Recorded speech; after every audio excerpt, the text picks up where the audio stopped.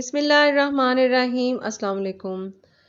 اللہ کا لاکھ لاکھ شکر ہے کہ ماہ حدیث کا مطالعہ آہستہ آہستہ جاری رکھے ہوئے ہیں۔ اللہ تعالی ہمیں اپنی منزل مقصود پر پہنچنے کی توفیق عطا فرمائے، آمین۔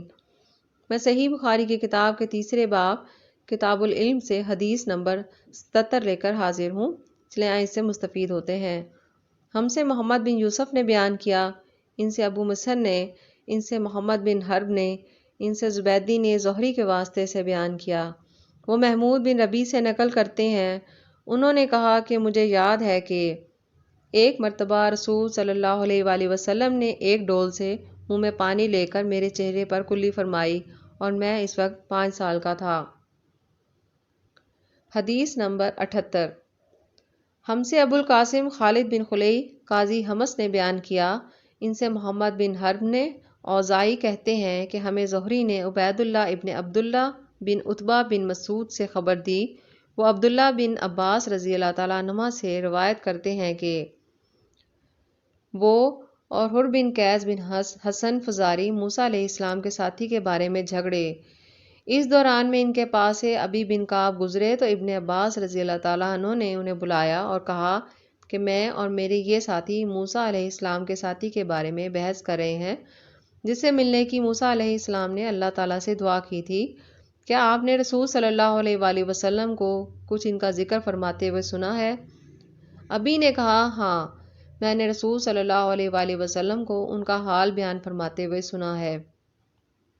آپ فرما رہے تھے کہ ایک بار موسیٰ علیہ السلام بنی اسرائیل کی ایک جماعت پہ تھے کہ اتنے میں ایک شخص آیا اور کہنے لگا، کیا آپ جانتے ہیں کہ دنیا میں آپ سے بڑھ کر بھی کوئی عالم موجود ہے؟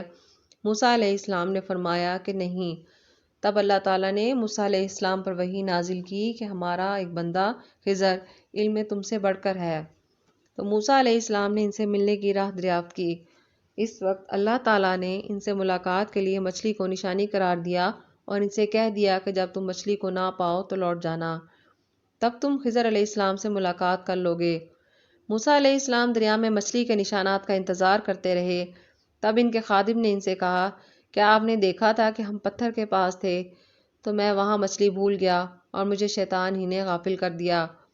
موسیٰ علیہ السلام نے کہا کہ ہم اسی مقام کے تو متلاشی تھے۔ تب وہ اپنے قدموں کے نشانات پر باتیں کرتے ہوئے واپس لوٹے۔ وہاں خضر علیہ السلام کو انہوں نے پایا۔ پھر ان کا قصہ وہی ہے جو اللہ تعالیٰ نے اپنی کتاب میں بیان فرمایا۔ حدیث نمبر 79۔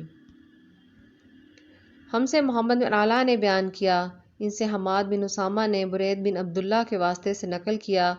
وہ ابی بردہ سے روایت کرتے ہیں، وہ ابو موسیٰ سے اور وہ بنی نبی کریم صلی اللہ علیہ وآلہ وسلم سے روایت کرتے ہیں کہ آپ صلی اللہ علیہ وآلہ وسلم نے فرمایا کہ اللہ تعالیٰ نے مجھے جس علم و ہدایت کے ساتھ بھیجا ہے، اس کی مثال زبردست بارش کی سی ہے جو زمین پر خوب برسے۔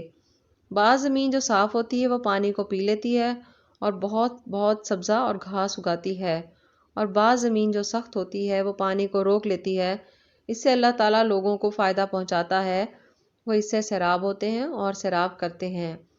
اور کچھ زمین کے بعض خطوں پر پانی پڑتا ہے جو بالکل چٹیل میدان ہوتے ہیں، نہ پانی روکتے ہیں نہ ہی سبزہ اگاتے ہیں۔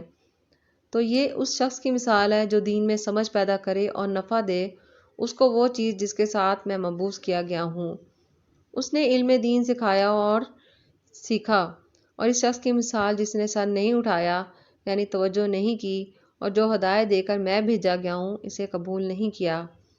امام بخاری رحمۃ اللہ علیہ فرماتے ہیں کہ ابن اسحاق نے ابو اسامہ کی روایت سے قبلۃ الماء کا لفظ نقل کیا ہے۔ قاص خطا زمین کو کہتے ہیں جس پر پانی چڑھ جائے مگر ٹھہرے نہیں، اور صف صف اس زمین کو کہتے ہیں جو بالکل ہموار ہو۔ جزاک اللہ۔